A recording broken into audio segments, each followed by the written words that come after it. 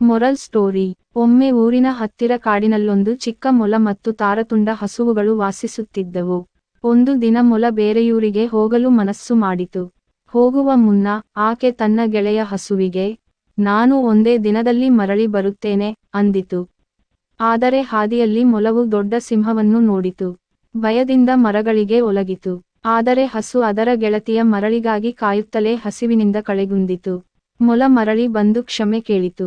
ಹಸು ಹೇಳಿತು, ನಂಬಿಕೆಯು ಬಾಳದ ಆಧಾರ. ನಂಬಿಕೆಯನ್ನು ಒಡೆಯಬೇಡ. ನೈತಿಕ ನಂಬಿಕೆಯನ್ನು ಕಾಪಾಡಿ, ಅದು ಬಾಂಧವ್ಯದ ಆಧಾರವಾಗಿದೆ.